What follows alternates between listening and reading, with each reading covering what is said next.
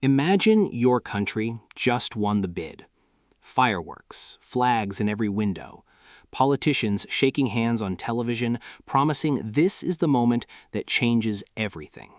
New stadiums, new roads, millions of tourists, a spotlight on the global stage that money can't buy. That's the pitch, and on paper, it looks like the deal of the century. Except almost every country that has hosted the World Cup in the last 30 years has lost money. Not a little, billions.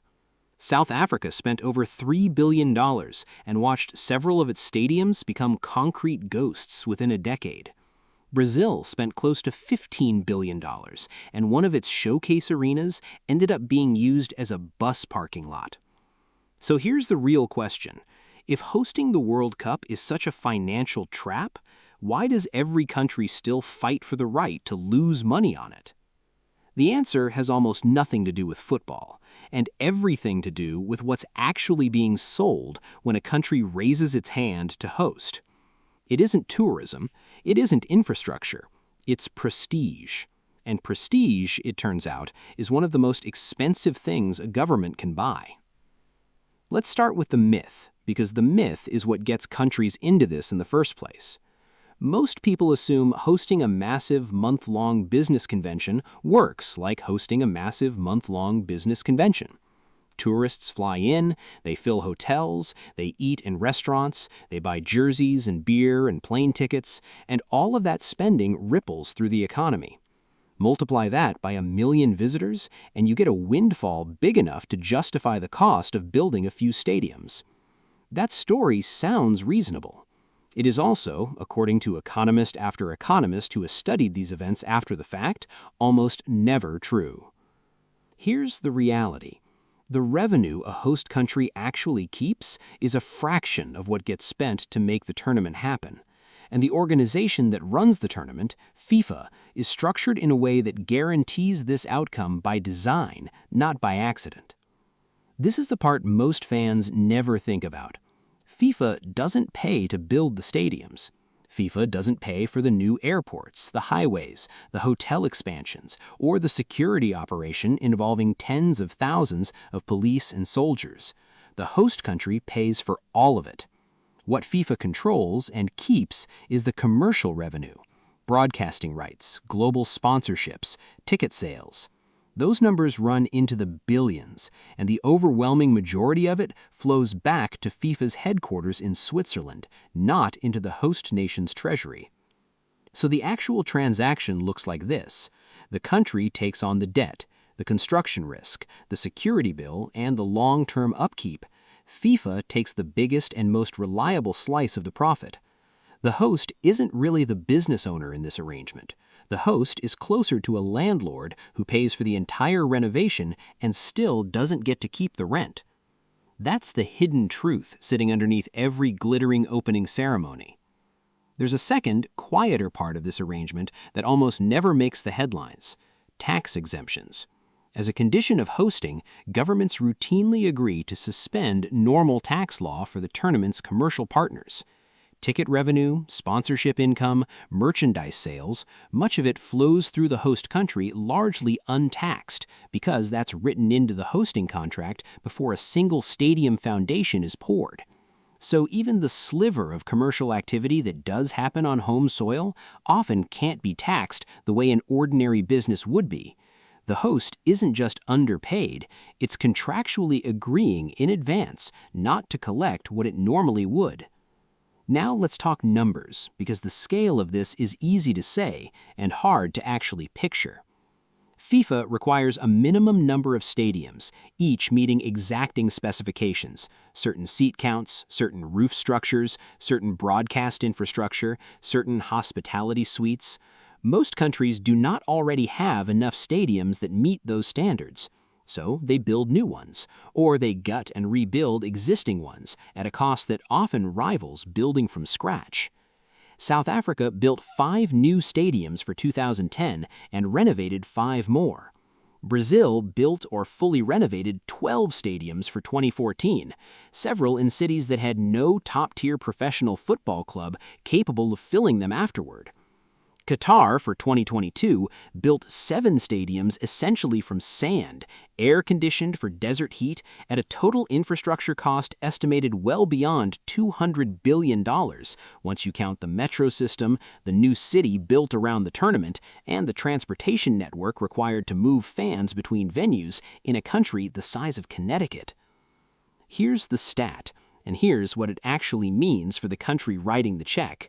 A single World Cup stadium can cost anywhere from $200 million to over $600 million to build. After the tournament ends, that stadium needs a tenant capable of filling 40,000 to 60,000 seats on a regular basis to justify its existence. Most host cities do not have that tenant, which means the country isn't just paying to build a stadium, it's committing to decades of maintenance costs for a building with no sustainable use. This is where the phrase white elephant comes from, and it isn't an exaggeration, it's an accounting term, an asset that costs far more to maintain than it will ever generate in value. Brazil's Estádio Nacional in Brasília cost around $900 million to rebuild for the 2014 tournament, making it one of the most expensive stadiums ever constructed. The city had no major football club to use it afterward. Within a few years, local reporting confirmed the stadium was being used to park buses. That single image tells you almost everything about the gap between what politicians promise during a bid and what taxpayers are left holding once the cameras leave. South Africa's story runs the same road, just with a different ending. Cape Town Stadium cost roughly $600 million to build for 2010. For years afterward, the local football club that was supposed to anchor it fought with the city over rent low enough to make the arrangement viable at all, because ticket sales for domestic matches couldn't come close to covering upkeep. The city ended up subsidizing the very stadium that was supposed to generate revenue, just to keep the lights on and the grass cut. Notice the pattern. It isn't that these countries mismanaged the tournament, it's that the tournament was never designed around what happens in year 11. It was designed around 1 month, 1 broadcast, 1 global audience, and everything after that was someone else's problem to solve, usually with public money that could have gone to schools, hospitals, or transit systems people actually use every week of the year. So, if the economics are this brutal, who actually walks away with a profit? This is the part worth sitting with, because the money doesn't vanish, it moves. Construction conglomerates that win the contracts to build these stadiums post some of their best years on record during a host cycle. Consulting firms hired to manage the legacy planning bill enormous fees regardless if that legacy ever materializes. And FIFA itself, across a single World Cup cycle, typically reports revenue in the range of $5 to $6 billion, with a large share of that arriving essentially as profit, because the fixed costs of running the tournament are dwarfed by what the host country has already paid to make hosting possible. In other words, the deal isn't a bad deal for everyone. It's an excellent deal for a small number of parties who take on none of the long-term risk. It's a devastating deal for the public that funds it and lives next to the empty stadium for the next 20 years. So, if the economics are this brutal, why does the bidding process still attract multiple countries fighting to host? Here's the second hidden truth, and it's the one that actually explains the whole system. The return on hosting a World Cup was never meant to be measured in dollars. It's meant to be measured in narrative. A World Cup gives a country roughly 1 month of being the main character on the entire planet's television screen. For nations trying to signal that they've arrived, that they're modern, stable, capable, worth investing in, that narrative has value that doesn't show up on a balance sheet. South Africa's bid was partly about proving that a post-apartheid, majority black-led democracy could pull off the biggest event in world sport. Qatar's bid was partly about repositioning a small Gulf state as a global hub for business, travel, and influence years before and after the tournament itself. Russia's 2018 tournament, which cost an estimated $14 billion, functioned less as a sports investment and more as a month-long rebranding of the country's image to a global television audience at a moment that image needed rebranding. This is why the actual buyers in this system usually aren't finance ministries doing cost-benefit math. They're political leaders and national images. And prestige, unlike tourism revenue, doesn't need to break even to be worth the price to the people making the decision, even if it's the general public who ends up paying the bill for decades afterward. So that reframes the entire transaction. The World Cup was never really selling economic growth. It was selling a spotlight, and spotlights are one of the few products in the world where the buyer often isn't the one footing the bill. Now, here's where the scale escalates, because not every host loses in the same way, and the exceptions actually prove the rule. The United States, hosting in 1994, remains one of the rare tournaments widely regarded as profitable. The reason is almost embarrassingly simple. The U.S. already had the stadiums. American football, at the time, had built enormous NFL venues that could be temporarily converted for soccer with minimal new construction.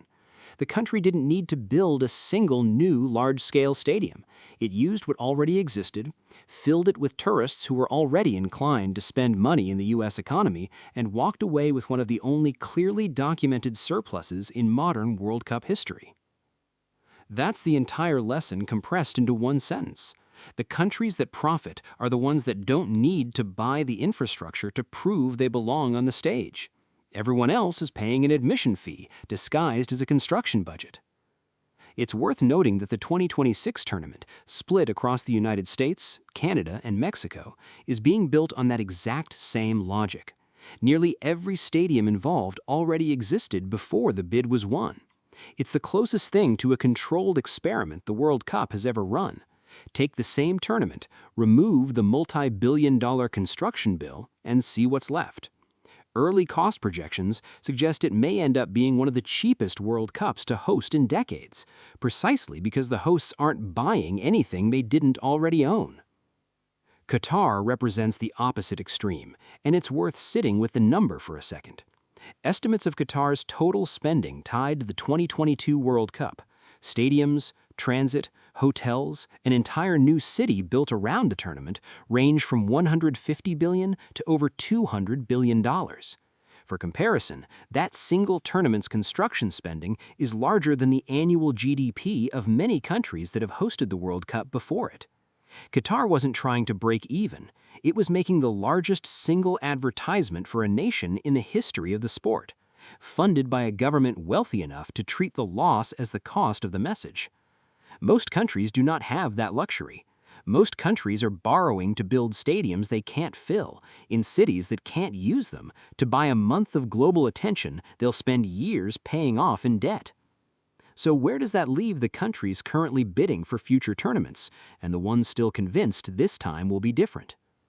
The honest answer is that the structure hasn't changed. The organization running the tournament still keeps the commercial upside.